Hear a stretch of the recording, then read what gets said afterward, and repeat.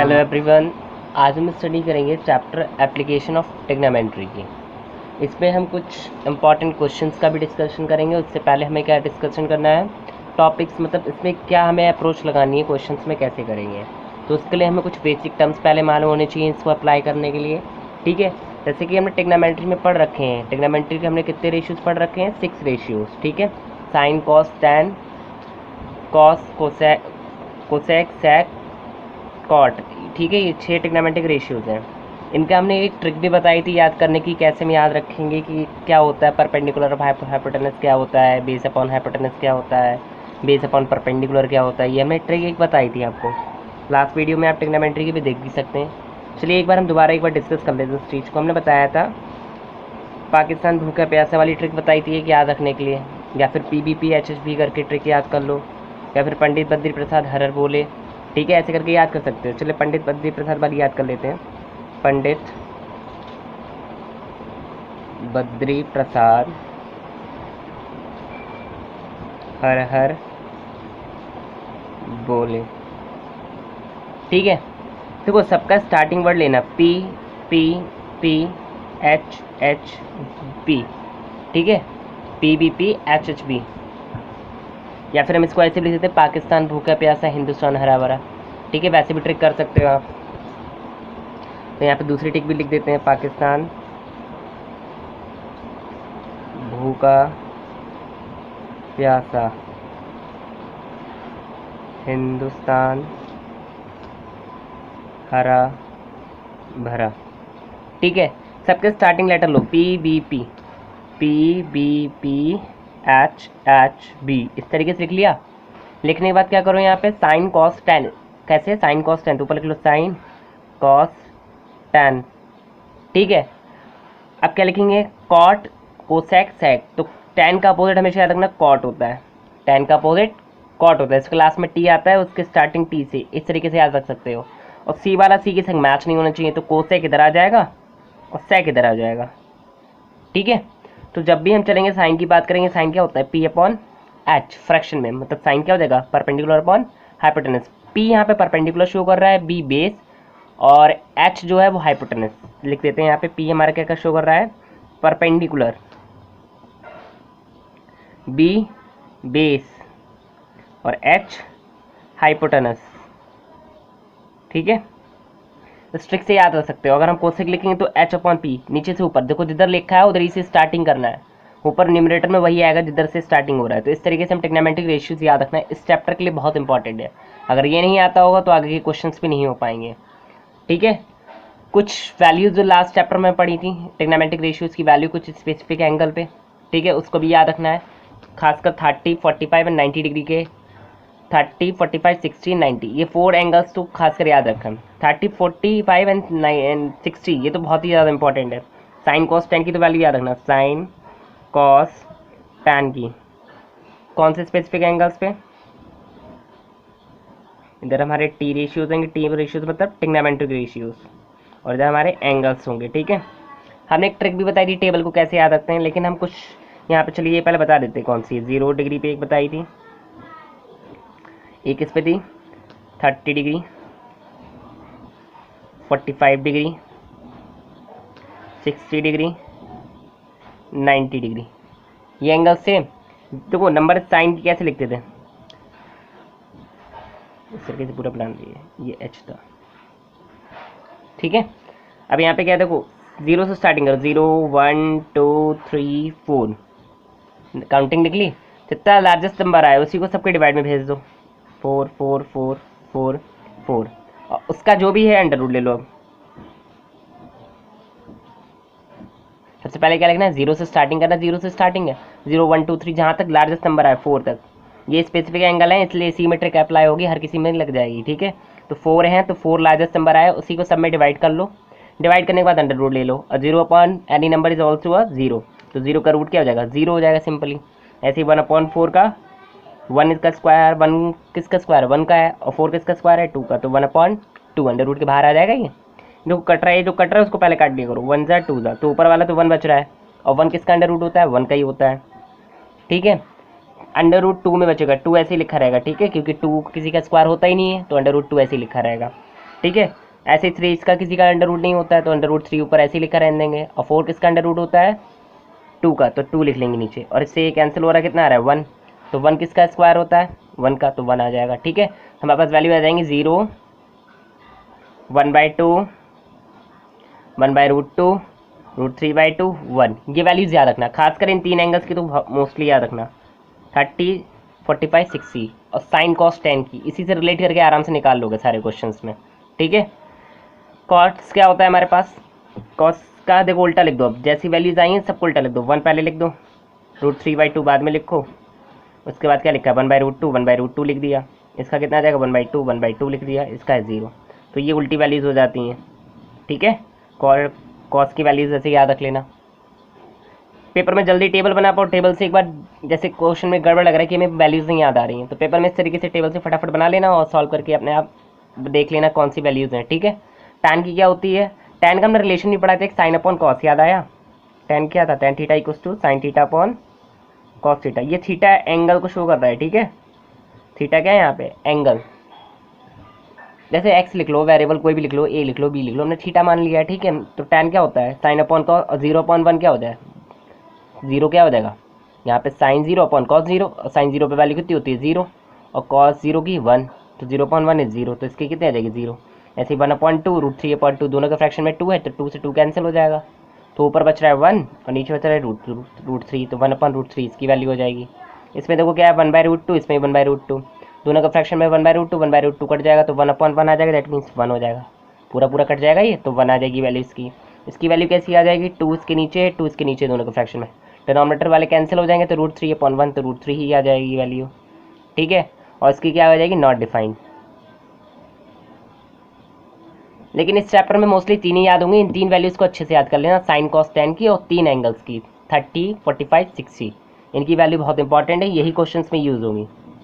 ठीक है, और कुछ एक और रिलेशंस भी याद रखना है, रिलेशंस जो हमने कॉम्प्लीमेंट्री एंगल्स के पढ़े थे। ठीक है, रिलेशनशिप ऑफ कॉम्प्लीमेंट्री एंगल्स,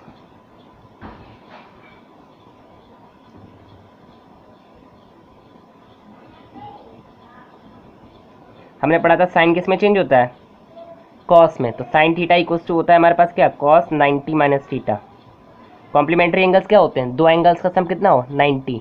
ठीक है, तो साइन थीटा को हम कॉस 90 माइनस थीटा भी लिख सकते हैं, या उल्टा भी लिख सकते हैं, कॉस 90 माइनस थीटा लिखा है तो साइन थीटा लिख सकते हैं। सेम इसी तरीके से हमें कॉस थीटा दे रखा है तो कॉस थीटा को हम लिख सकते हैं sine theta, cos 90 minus theta, ये याद रखना। ठीक है, साइन कॉस में कॉस साइन में, बस ऐसे उल्टे एक दूसरे के अपोजिट में क्या होता है चेंजिंग होती है। ऐसे ही हम टैन कॉट की कर लें, टैन थीटा इक्वल्स टू क्या होता है टैन 90 माइनस वो कॉट 90 माइनस थीटा, इसके बराबर होता है। ऐसे ही हमारे पास कॉट थीटा किसके बराबर लिख सकते हैं हम, ये क्वेश्चंस में यूज़ होगा, कुछ क्वेश्चन जो प्रूफ वाले आएंगे उसमें ये ज़रूरत पड़ेगी इन चीज़ों की। ठीक है, टैन 90 माइनस थीटा हो जाएगा। ऐसे ही हमारा कोसेक के लिए होता है, कोसेक क्या होता है cosec theta equals to sec 90 minus theta. ऐसे ही कॉसेक थीटा कितना हो जाएगा हमारे पास कोसेक 90 माइनस थीटा। ठीक है, ये रिलेशंस इंपॉर्टेंट है, बस इसी रिलेशंस के ऊपर हम पूरा चैप्टर को डीलअप कर लेंगे। ठीक है, लेकिन कुछ हमें पॉइंट्स भी मालूम होने चाहिए कि एंगल ऑफ एलिवेशन क्या होता है, डिप्रेशन क्या होता है, ये चीज़ पहले भी डिस्कस कर लेते हैं। चलिए हम बात कर लेते हैं पहले एंगल ऑफ एलिवेशन की। एंगल ऑफ एलिवेशन क्या होता है,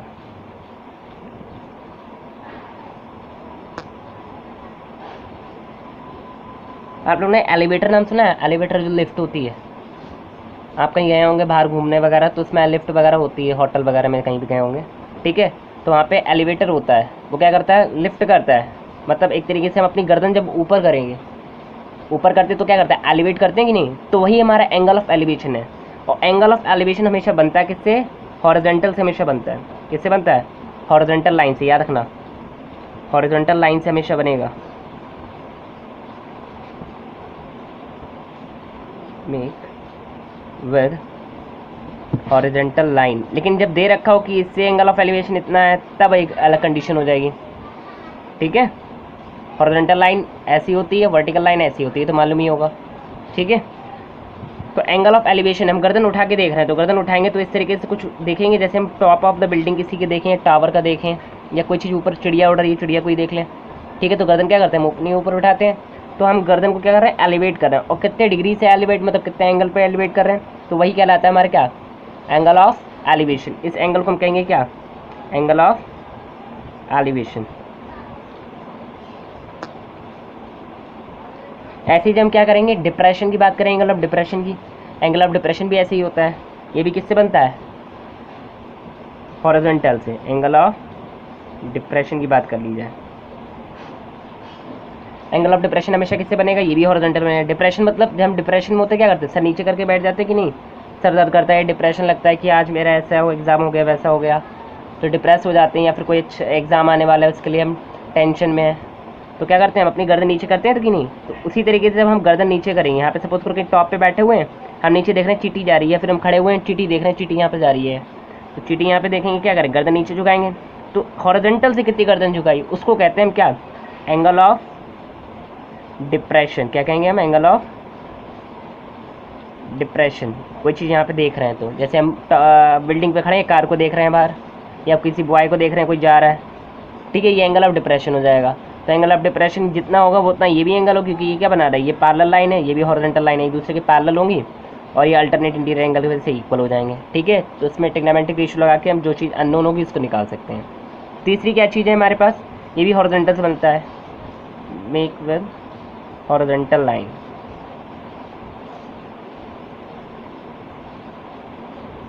ठीक है, ये हॉरिजॉन्टल लाइन के साथ बनता है, मेड लिखा ही है, MEDE, ठीक है। अब लाइन ऑफ साइट क्या होता है, लाइन ऑफ साइट, ये कुछ बेसिक टर्म्स है, पूछ नहीं जाते पेपर में, लेकिन मालूम होना चाहिए, तभी हम क्वेश्चन को इजीली हैंडल अप कर सकते हैं। क्वेश्चन में दे रखा होगा if the line of site, कुछ क्वेश्चन इस तरीके से दे रखा होगा, तो हमें मालूम होना चाहिए इसका मीनिंग क्या है। लाइन ऑफ साइट होता है जैसे हम ऑब्जर्वर जो है उससे जो वो देख रहा है उसके जो लाइन ज्वाइन कर रही है स्ट्रेट लाइन, उसको कहते हैं हम क्या, लाइन ऑफ साइट। जैसे हम यहाँ पे खड़े हुए हैं, कार को देख रहे थे यहाँ पे, तो क्या करेंगे, जो हमारी आई से डायरेक्ट मतलब एक तरीके से शॉर्ट डिस्टेंस जो होगी स्ट्रेट लाइन की कार से, उसको कहते हैं क्या, लाइन ऑफ साइट। इसको क्या कहेंगे हम, लाइन ऑफ साइट। ऐसे ही जैसे सपोज करें यहाँ पे एरोप्लेन को देख रहे थे या वर्ड को देख रहे थे ऊपर, तो क्या है, हम अपने यहाँ से देख रहे थे और एरोप्लेन को देख रहे थे, ये वर्ड को देख रहे थे, तो ये हमारी ये लाइन क्या कहलाएगी, लाइन ऑफ साइट, ठीक है। अब इसी के बेसिस पे क्वेश्चन डिस्कस होंगे, ठीक है। अब बेसिक क्वेश्चन है, ये सब समझने के बाद आप आराम से क्वेश्चन को हैंडल अप कर लेंगे। ऐसे क्वेश्चन हमें दे रखा होगा, सपोज दे रखा है find the height of the tower, question दे रखा है find the height of the tower, height of the tower if the angle of elevation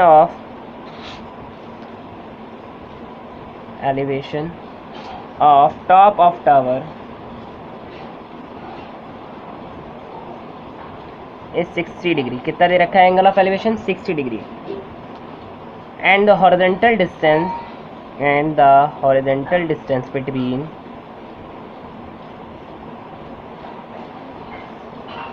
distance from eye to the foot of the tower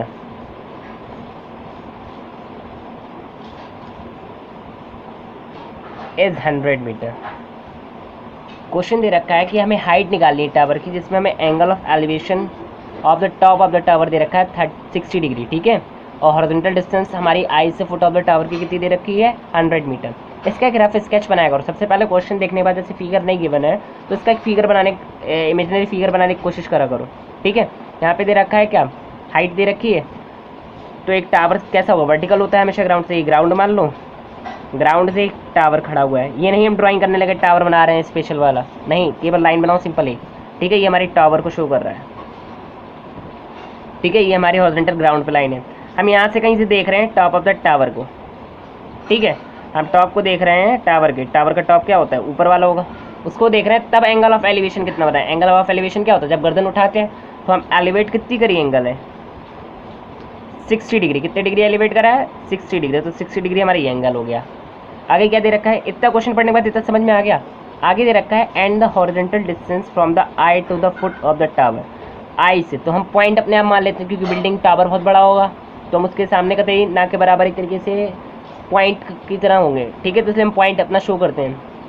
ये हमारे एक तरीके से हम exception लेके चलते हैं कि हम एज अ पॉइंट, ऑब्जर्वर क्या है, एज अ पॉइंट है, ठीक है। तो यहाँ पे क्या होगा, ये यहाँ से डिस्टेंस, हॉरिजॉन्टल डिस्टेंस दे रखा है। हॉरिजॉन्टल मतलब इस तरीके से लाइन होती है हॉरिजॉन्टल लाइन, और वर्टिकल लाइन ऐसे होती है, तो हॉरिजॉन्टल डिस्टेंस दे रखा है कितना, आई से फुट ऑफ द टावर, तो आई से foot of the tower, foot of the tower तो यही है, ये हमारा टॉप था टावर का, ए जिसको मान लो, और बी क्या था, फुट था, ठीक है। उसके बीच की डिस्टेंस कितनी दे रखी है, 100 मीटर, ये हमारा ऑब्जर्वर था ओ, ठीक है। ये 100 मीटर में क्या मान लिया, इसके बीच की डिस्टेंस। हमें फाइंड करना है हाइट, टावर की हाइट निकालनी है, तो कैसे निकालेंगे, पहले हम लिख लेते हैं लैट। देखो इस क्वेश्चन में लैंग्वेज लिखना कंपलसरी होता है, लैंग्वेज नहीं लिखोगे तो नंबर कटने के चांसेस बढ़ जाते हैं, ठीक है, इसलिए लैंग्वेज लिखना ज़रूरी है। Let A B R tower having top A and foot B B, ठीक है, जिसका फुट हम मान लेते हैं ए है, वो टॉप ए है और फुट क्या है, बी है, ठीक है। And O is the observer, वो क्या है हमारे पास, ऑब्जर्वर है, ठीक है। अब डेटा वैसे लिखा है जैसे लिखा है, एंगल ए ओ बी हमें दे रखा है कितना डिग्री है, 60 डिग्री है, ठीक है। और ओ बी हमारे पास गैप दे रखा है कितना है, फुट 100 मीटर, इतना लिख दो केवल, बाकी सब तो अपने आप आइडिया लग जाता है, वो ऑब्जर्वर अपने आप बता दिया है कि हमारा टॉप और बॉटम क्या है, उसके बाद डिस्टेंस बता दी हमने इसकी, ठीक है, डायरेक्टली।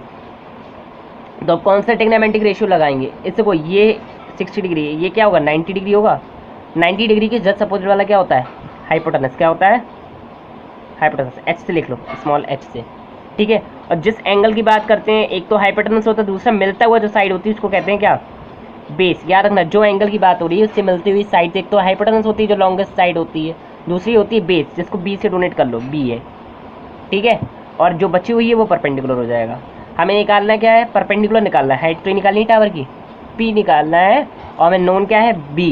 तो कौन सा ट्रिग्नोमेट्रिक रेशियो लगाएं जिसमें पी और बी आता हो, लिख लेते हैं फटाफट, P B P H H B, P B P H B, sine cos tan, किस में लगेगा, किस में पी ओ बी आ रहा है, ऐसे करके चलता था, तो पी ओ बी इसमें आ रहा है, ये टैन वाले में, किस में, टैन की, तो लगाएंगे हम टैन कितने डिग्री का, in triangle A O B triangle लिया, और कौन सा लगाएंगे, टैन 60 डिग्री, टैन 60 डिग्री कितना हो जाएगा हमारे पास, परपेंडिकुलर पी अपॉन बी होता है, पी अपॉन बी लिख लो, पी अपॉन बी हमारे पास कितना है, ए बी, तो ए बी नाम लिखना है, ठीक है।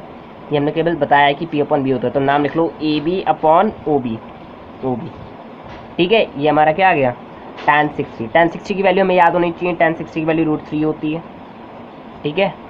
और ए बी की वैल्यू कितनी हो जाएगी हमारे पास, ए बी की निकाल ली हमें, अननोन है, और ओ बी हमें दे रखा है कितना, 100 रख दिया, तो ए बी की वैल्यू कितनी आ जाएगी, ये डिवाइड में तो जाके मल्टीप्लाई, तो 100√3 मीटर, यही हमारी ए बी की वैल्यू आ जाएगी, हमें यही निकालना था, ठीक है। तो लिख देना यहाँ पे height of tower equals to कितनी हो जाएगी, ए बी तो ये हाइट, टावर की हाइट क्या है, ए बी, और ए बी कितना आया, 100√3 मीटर, ठीक है, यही हमारा आंसर हो जाएगा। आई होप आपको समझ में आएगा। चलिए एक नया क्वेश्चन और डिस्कस कर लेते हैं।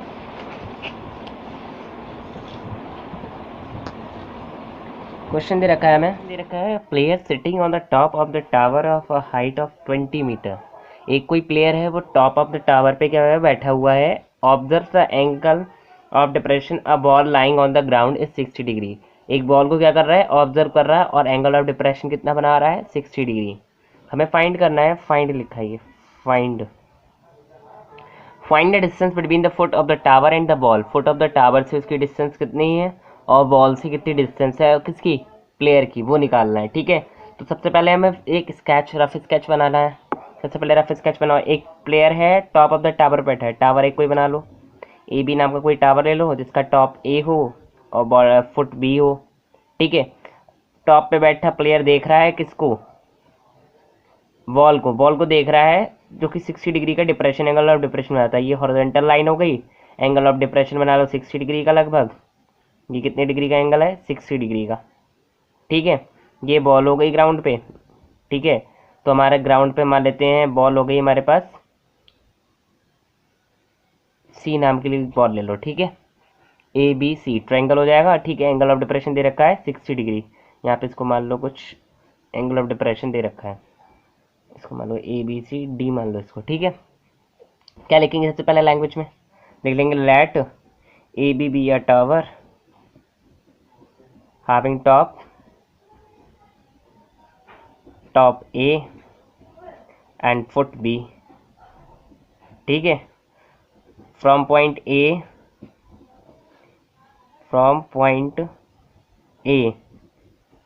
पॉइंट ए से क्या कर रहा है ऑब्जर्वर, प्लेयर क्या कर रहा है, बॉल को देख रहा है, प्लेयर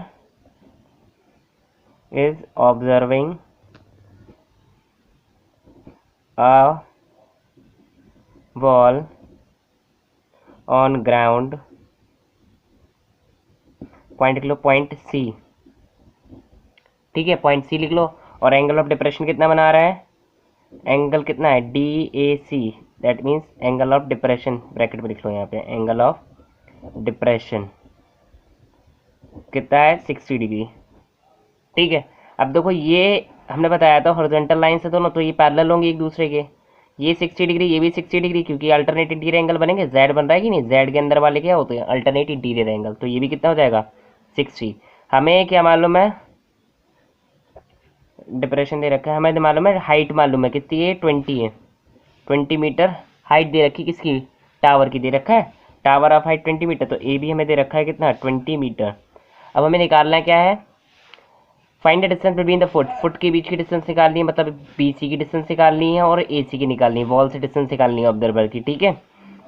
तो कैसे निकालेंगे बताइए, फुट एंड द वॉल के बीच में, इसके बीच की डिस्टेंस निकालनी है, फाइंड क्या करना है, टू फाइंड BC, हमें फाइंड क्या करना है BC फाइंड करना है। तो कौन सा ट्रिग्नोमेट्रिक रेशियो लगाएं, ये तो 90 डिग्री बना रहा होगा, और इसके अपोजिट वाला हाइपोटेनस, और जो एंगल जिससे मिल रहा है वो बेस, और अपोजिट वाला परपेंडिकुलर, ये मालूम चाहिए 90 डिग्री के अपोजिट वाला क्या बनता है हाइपोटेनस, और जिस एंगल की बात करते हैं एक तो हाइपोटेनस बनती है, दूसरी क्या होगी बेस, और अपोजिट वाली क्या हो जाएगी परपेंडिकुलर। अब हम क्या करना है, कौन सा ट्रिग्नोमेट्रिक रेशियो लगाएं जिसमें P मालूम हो, निकालना है B, तो PB आता हो, अभी बताया था tan होता है, तो tan लगा लेंगे in triangle ABC, tan 60 degree equals to क्या लिखेंगे, परपेंडिकुलर अपॉन बेस, परपेंडिकुलर क्या है हमारे पास AB अपॉन बेस क्या है हमारे पास BC, ठीक है। tan 60 की वैल्यू भी बताई कितनी होती है √3, और AB की वैल्यू कितनी है हमारे पास 20 अपॉन BC निकालना, BC को ऐसे ही लिखा रहने दो, तो BC इक्वल्स टू कितना आ जाएगा हमारे पास, BC को उधर भेज दो, √3 को नीचे ले 20 अपॉन √3 आ जाएगा ये, ठीक है। रेशनलाइज कर लो, जब भी रूट्स में नीचे वैल्यू है रेशनलाइज कर लिया करो, ठीक है। तो कितना आ जाएगा BC इक्वल्स टू 20 √3 और √3 इंटू √3 3, यही आंसर हो जाएगा, मीटर में दे रखा है तो मीटर में आंसर, ठीक है। सबसे देखो क्वेश्चन का समझ के फिगर बनाना है, फिगर बनाने के बाद ये देखो किस फॉर्मूले tan cos sin किस में आता है ये, ठीक है, P/B, या फिर जो भी हमें निकालना है नोन हो क्या मालूम है उससे हम क्या निकाल सकते हैं, ठीक है। ये अप्रोच लगा के हम निकाल सकते हैं आराम से जो अननोन है, और वैल्यूज हमें याद है एंगल्स की 60 डिग्री की, 45 डिग्री की, 30 डिग्री की, मोस्टली इन्हीं तीन एंगल्स पे आती हैं वैल्यूज, और ज़्यादा नहीं आती हैं, ठीक है। चलिए नेक्स्ट क्वेश्चन अब डिस्कस कर लेते हैं एक और क्वेश्चन दे रखा है हमें, a vertical stick 10 centimetre long cast a shadow 8 centimetre long, at the same time a tower cast a shadow of 30 metre long, ठीक है। Determine the height of the tower, tower की हाइट निकालनी है। देखो एक वर्टिकल स्टिक है, एक vertical stick बना लो जल्दी से 10 सेंटीमीटर की। सन की रेज हमें मालूम है कि जब भी आती हैं तो कैसी आती है, पैरेलल आती हैं कि नहीं, सन की रेज हमेशा कैसी आती हैं पैरेलल, तो ये जो रेज है ये भी एंगल उतना ही बनाएगी, और दूसरी जो रे है वो भी उतना एंगल बनाएगी हॉरिजॉन्टल से, हॉरिजॉन्टल से दो एंगल क्या बनाएंगे दोनों सेम बनाएंगे, सेम बनाएंगे। तो इसी तरीके से हम इसमें ये लॉजिक लगाएंगे, क्या लगाएंगे, अब वर्टिकल स्टिक है 10 सेंटीमीटर की, 10 सेंटीमीटर की हमने क्या बना ली, एक स्टिक बना ली, ठीक है, और वो शेडो बना रही है 8 सेंटीमीटर की, तो शेडो बन रही है उसकी कुछ 8 सेंटीमीटर छोटी बनेगी छोटी, ठीक है। तो इस तरीके से हो गया ये 8 सेंटीमीटर का। अगला क्या दे रखा है, आगे दे रखा है हमें, वहीं पे टावर एक क्या है 30 सेंटीमीटर की लॉन्ग की शेडो बनाता है, तो टावर कितना बड़ा होगा ये पूछा गया है, हाइट ऑफ द टावर पूछी गई है।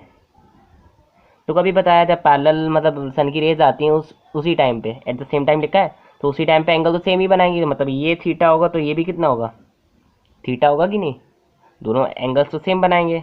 तो यहाँ पे दे रखा है शेडो दे रखी है 30 मीटर की, हमें ये निकालनी है अननोन वैल्यू, ठीक है। इसको मान लो कोई ABC, ठीक है, C इसको मान लो XYZ, नेमिंग दे दिया हमने ट्राइंगल्स जो बनाया हमने, ठीक है। हम लिख लेते हैं let AB equals to 10 centimetre, length vertical stick है ये, तो यहाँ पे लिख लेते हैं A B equals to 10 centimetre. ये क्या है हमारे पास, लेंथ ऑफ वर्टिकल स्ट्रिक। ये हम लिख लेते हैं वर्टिकल स्ट्रिक की क्या है हमारे पास, ये लेंथ है। सेम इसी तरीके से हम क्या कर लेते हैं, एक्स वाई, वो सॉरी पहले क्या है ए बी और शेडो क्या बन रही थी, बी सी, शेडो बन रही थी, हाँ बी सी शेडो बन रही थी, B C 8 centimetre, B C equals to 8 centimetre. ये क्या है हमारे पास, शेडो ऑफ वर्टिकल स्टिक। ठीक है, अब हमारे पास एक्स वाई हमने क्या मान रखा था, अननोन है, इसको कोई एक्स या फिर कोई एक्स ही मान लेते हैं, चलिए ठीक है। तो यहाँ पे हो जाएगा लेंथ ऑफ, ये क्या है हमारे पास, लेंथ ऑफ टावर। और शेडो कितनी बन रही है, हमने ले लिया एक्स वाई, हमने जो ट्रायंगल में नाम लिया था एक्स वाई, तो ये हमारे पास क्या था, लेंथ ऑफ टावर था, एक्स वाई टावर हो गया, और वाई जेड क्या होगा, ये हमारे पास शेडो। तो Y Z equals to 30 centimetre, Y Z equals to 30 centimetre और 20 मीटर सॉरी, ये है हमारे पास शेडो ऑफ टावर। ठीक है, हमें ये निकालना है। अब क्या आइडिया लगा सकते हैं, देखो एंगल दोनों में सेम बन रहा है, दोनों में एंगल सेम बन रहा है, मतलब साइन कॉस टेन तीनों के क्या होंगे, दोनों ट्रायंगलों के लिए तीनों ट्रिग्नोमेट्रिक रेशियो सेम होंगे क्योंकि एंगल सेम है। और साइन थीटा क्या होता है, किसी फिक्स वैल्यू पे क्या होता है, सेम रहता है, वैल्यू थोड़ा चेंज होती है। तो इसके हम देखो यहाँ पे मैं इस एंगल के हिसाब से ये क्या है, ये हमारा 90 डिग्री है, इसके अपोजिट वाला हाइपोटेनस हो गया, ये इसके लिए बेस हो गया, इस एंगल की बात करें ये बेस हो गया और ये परपेंडिकुलर हो गया। हमें परपेंडिकुलर मालूम है, बेस मालूम है, कौन सा ट्रिग्नोमेट्रिक रेशियो लगा लें, tan का, हाँ tan का भी बताया था tan। तो in triangle A B C tan theta कितना हो जाएगा हमारे पास, यहाँ पे लिख लो, theta is the angle made by the sun rays with horizontal. किससे बन रहा है ये एंगल, हॉरिजॉन्टल से। ठीक है, अब मैं थीटा मान लिया कोई एंगल है जो कि सन की रेज बना रही है हॉरिजॉन्टल से उस टाइम पे। ठीक है, तो tan थीटा हमारा क्या हो जाएगा ट्रायंगल ए बी सी के लिए, tan थीटा हो जाएगा हमारे पास A B upon B C. देखो ए बी हमारे पास लेंथ हो गई, A B upon B C, perpendicular upon base. Same इसी तरीके से इसके ट्रायंगल के लिए क्या हो जाएगी, X Y upon Y Z, X Y upon Y Z. ठीक है, तो हो जाएगा हमारे पास यहाँ पे tan थीटा ले लो, tan थीटा कितना आ जाएगा, in triangle X Y Z भी साथ में लेते चलो, तो tan थीटा इसके लिए क्या बनेगा हमारे पास, X Y upon Y Z. ठीक है, तो यहाँ पे देखो दोनों का tan थीटा, ये tan थीटा दोनों के बराबर है, tan थीटा एंगल भी सेम बना रहा है। तो यहाँ पे इक्वेशन 1 मान लो, इसको इक्वेशन 2 मान लो, तो लिख लो फ्रॉम इक्वेशन 1 एंड 2, दोनों tan थीटा बना रहे हैं तो एंगल दोनों तरफ बराबर होंगे कि नहीं, ये दोनों क्वांटिटी दोनों साइड बराबर है, तो A B upon B C बराबर हो जाएगा X Y upon Y Z, A B upon B C equals to X Y upon Y Z.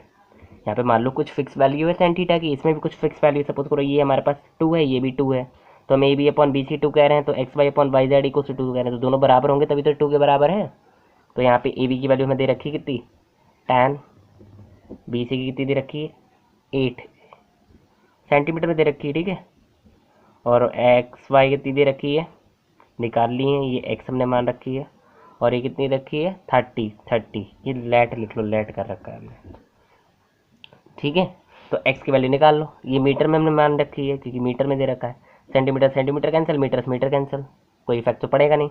ठीक है, तो x की वैल्यू कितनी आ जाएगी हमारे पास,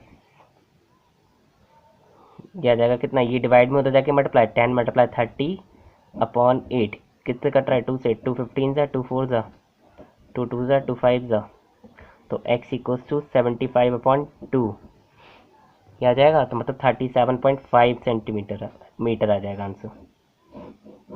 ठीक है, यही आंसर हो जाएगा हमारा।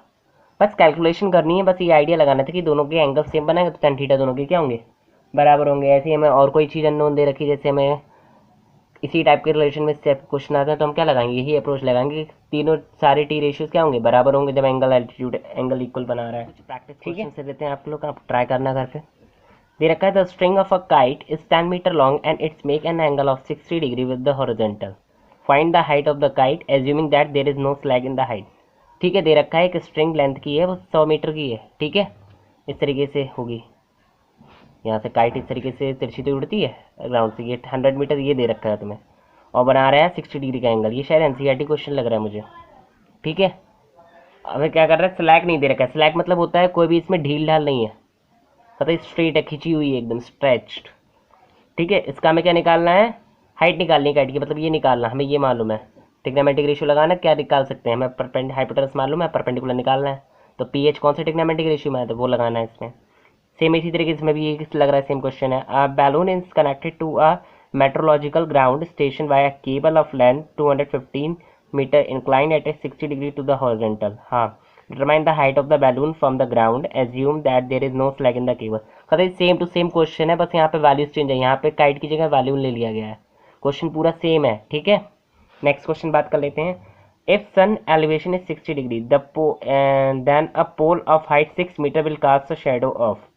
एक पोल है 6 मीटर का, उससे सन का एल्टीट्यूड बना रहा है 60 डिग्री, तो हमें निकालना है, शेडो निकालनी है, तो आराम से निकल आएगा। टिग्नोमेट्रिक रेशियो लगाना क्या मालूम है हमें, पी मालूम है, बी निकालना है, तो कौन सा टिग्नोमेट्रिक रेशियो लगेगा वो लगा के हम निकाल सकते हैं शेडो, ये वाली पार्ट निकालना है, ये हमें नोन है, ठीक है। सेम इसी तरीके इसमें दे रखा है the angle of depression from the top of the tower 12 metre high, 12 metre high एक टावर है, उससे क्या निकालना है हमें, at a point of the ground is 60 degree, angle of depression कितना है 60 डिग्री, वो 30 degree, top of the tower के 12 मीटर हाई जो है वहाँ से एंगल ऑफ डिप्रेशन कितना बन रहा है 30 डिग्री का, ग्राउंड पे जो देख रहा है। Distance of the point from the top of the tower is, top of the tower से उसकी डिस्टेंस कितनी होगी, मतलब ये हमें हाइपोटेनस निकालना है इसका, ठीक है। ये राइट एंगल ट्रायंगल बनेगा इस तरीके से, ये जेड बना रहा होगा, तो ये 30 हो जाएगा, ये 30 होने के बाद हमें ये लाइन निकालनी है, और हमें ये हाइट मालूम है कितनी दे रखी 12 मीटर। तो आई होप है आप साइन लगा के आराम से निकाल सकते हैं, साइन का फॉर्मूला लगाना और ये 30 रखना, साइन 30 की वैल्यू रखना, तो आ जाएगा आंसर 24, ठीक है। चलिए ट्राई करेंगे क्वेश्चन, थैंक यू।